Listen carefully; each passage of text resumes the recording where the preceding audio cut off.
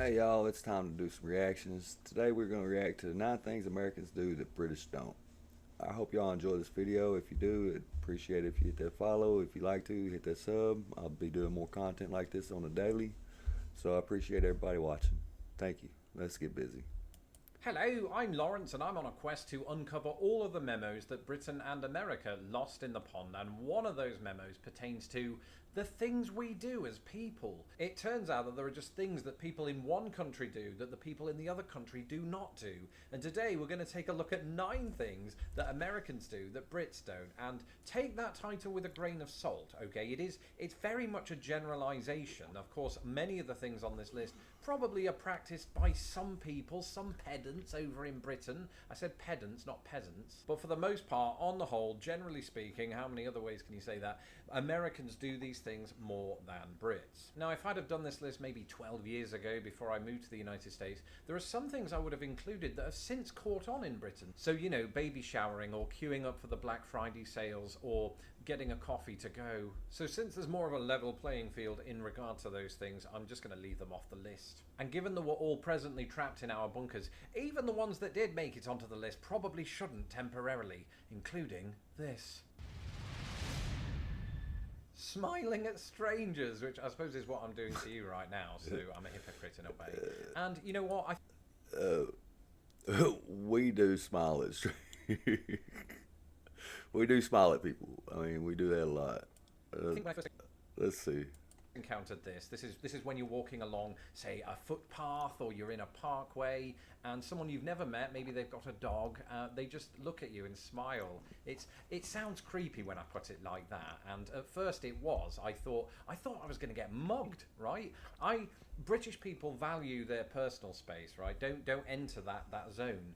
And so whenever that happened, it was a little off-putting. But I got used to it when I realised that Americans are just really friendly, and this is a good thing, right? And so I not only came to embrace this, but I started doing it myself. And you know, people got a bit creeped out by the British teeth. I can't help that. It's just something I'm born with, and so you're going to have to accept it from now on. I must say that during this sort of weird situation we find ourselves in, if anybody smiled at me while I was going out to take the trash out, I'd run for the hills. We don't have hills in Chicago, so I'd be lost. Similarly, which is a word I had to say about 10 times before I got right, Americans might greet you not only with a smile, but by saying, "How are you?" or "What's up?" And these don't mean, you know, "Are you okay?" or anything like that. It just means hello, right? And it's, in a way, it's sort of similar to how we Brits say, "All right."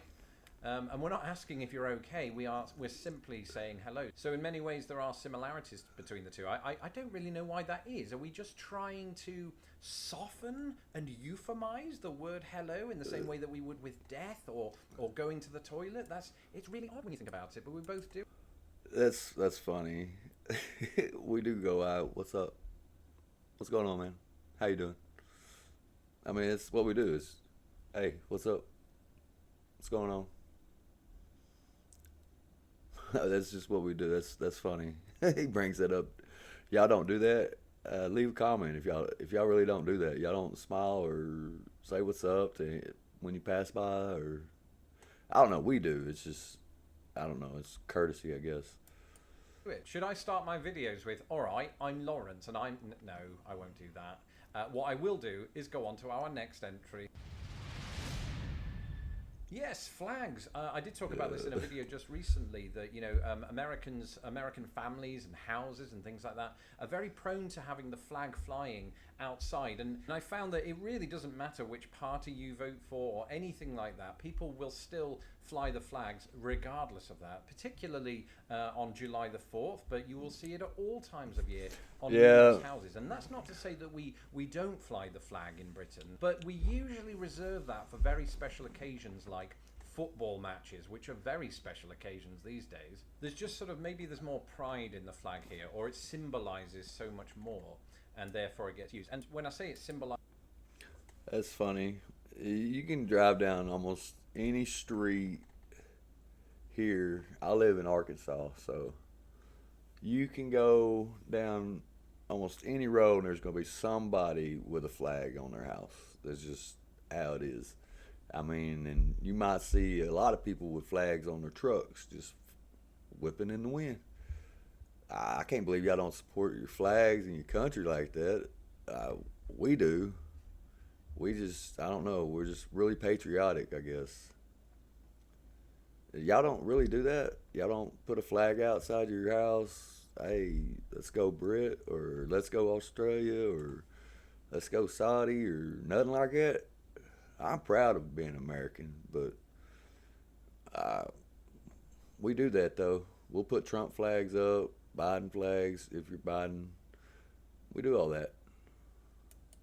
Is so much more. I mean, it really does. You've got the 50 stars representing each of the 50 states, and then you've got the 13 stripes representing each of the original 13 colonies. And so it's symbolic in many ways, and you know, it's part of the lexicon even. You've got words like Old Glory, Stars and Stripes, and things like that.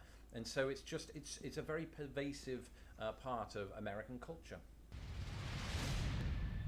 Ah, yes, date formats. You know, again, I've spoken about this before on the channel, but it's very much worthy of inclusion because when I first moved to the United States, it was very hard for me to get out of my head the British way of writing the date, which is to put the day first, the month second, and then the year. So it's sort of in order of unit, right? The smallest entity, the day, the second smallest, and then the third smallest, the year. Or is it to the largest? It's so hard to word that correctly without confusing yourself. I'm not a mathematician, and that was evident in my early days of trying to get my head around the American date format. It's not hard. I mean, you obviously just switch the day and the month around, but it's that thing you've known all your life. You're having to unlearn what you'd already learned. And eventually, working in an office every day for 5 years, the American way of doing things really did sort of cement itself in my head. And I came good on that front. And I think now if I were to move back to Britain, it'd be the other problem. And I'd have a hard time adapting. And if I tell everybody that, you know, my birthday is 11/18/1981, they'll think I invented 6 more months. And, you know, will kick me out of the country again for forgery. That's not what that means. False. That's funny. We do that. Like we'll go the month, day, and year always. Like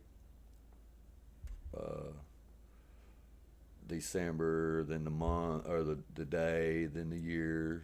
Y'all do it, I believe, the day of the year, and then the month, then the year, which is confusing to me. I mean, I'd be lost if y'all did that shit here. I'd be wondering what day it was. So it's just general falsehoods. Oh, and while I'm on the subject of birthdays, that brings me on to our next entry.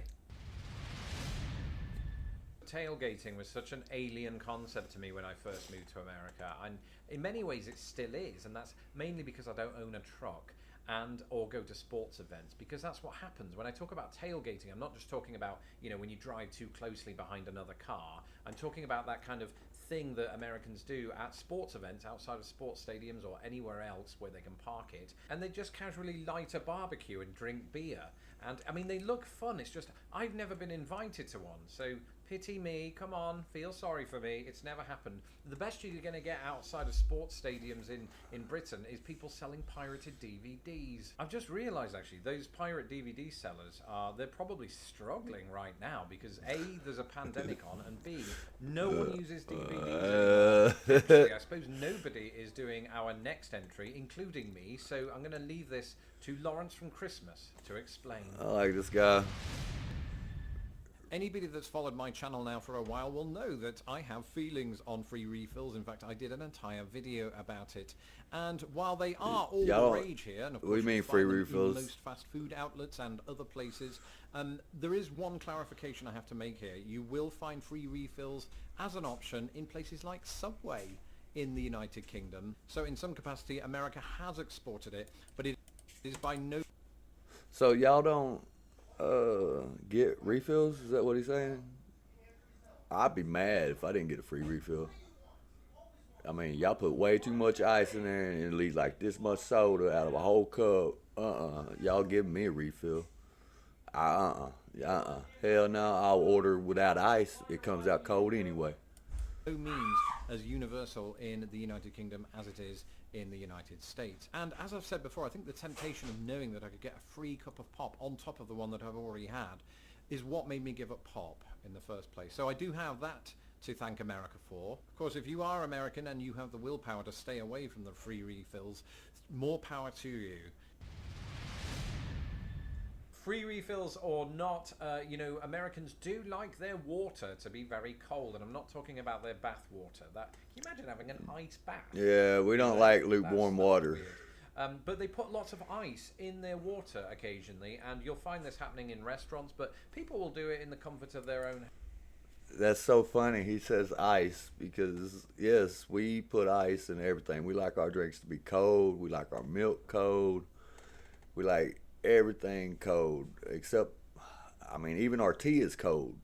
I don't even know. Only thing we drink hot is coffee, hot chocolate. I can't believe y'all don't put ice in your drinks. Why? I don't know. Y'all leave a comment and tell me why y'all don't. I would like to really know. Homes too, and this was a somewhat of an alien concept to me before I moved to the US. I think maybe it's because we live in a mildish climate in Britain. We don't feel the need to do that, and the water in Britain tends to come out of the tap quite cold anyway, so that usually suffices. But actually I have come to appreciate this one, because during the summertime in Chicago, or previously where I lived in Indiana, it gets very, very hot. Sometimes it can get over 100 degrees Fahrenheit, and if you go out for a run in that weather, and that's not me, I don't run, but if you do, you're going to perspire like crazy, right? So not only do you need just water in general, it is nice to have it with ice in it, because it cools you down. Well, It's yeah. ice cold, and you're catching your breath because it's going so dry from all the heat. They'll even buy bags of ice here in America. You can actually buy bags. There's of ice from machines on the store, road. and I still don't know why people do that. I know because you have ice trays and you put them in the freezer. We got an ice machine on the side of the road in the town that you can just pull up to. It gives you a bag. You put your money in, you push a button, it fills the bag, you put it, turn it and twist it, and put a tie on it, and it's your bag of ice. We do a lot of barbecuing, we do a lot of going to the lake and stuff like that, so a lot of people use coolers to keep their drinks cold, and yeah, it's common here. Am I missing something? So that you can have ice for a party.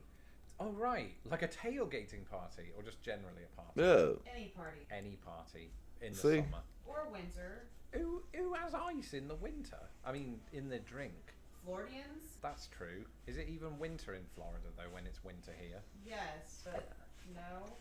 Not the same. This one seemed really strange for the first few months of living in America.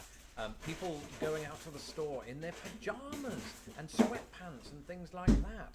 It's as if they don't care about what they look like while traversing Walmart, which I can understand. It's not really something you'd find back in Britain. I'm not saying we dress our Sunday best to go shopping, but we at least make an effort, put on jeans and a t-shirt. You will see people going out in their gym jams, their jammies, PJs, right? And I'm not exempt from that, especially right now. I mean, I don't care what I want people to avoid me, so of course I go out in my pajamas or anything. I went out in this the other day. These aren't my pajamas. That's just me looking like a Sith Lord. You go out there like that, you look like Antifa. And I suppose in many ways it speaks to that American tendency toward comfort. But this is not just a pandemic era thing. I mean, people have been doing this for centuries, probably. Pajamas? Yeah. I feel like that started in the 90s. So there weren't people going in the 19th century going out with their sort of sleeping cap on and things like that to their local blacksmiths or whatever. That's it. Thank you for watching this episode of Lost in the Pond. Don't forget to follow me right here on YouTube so that my videos don't get lost in... Alright, y'all. What do y'all think about this guy? I learned a lot of interesting things. I can't believe y'all don't use ice. That's just crazy. Anyway, I hope y'all like my video. This is the first one I've ever done, but if you would hit that like, it'd mean a lot to me. And if you really want to, hit that sub and I'll do more of these videos. I appreciate every one of y'all. Until next time, peace.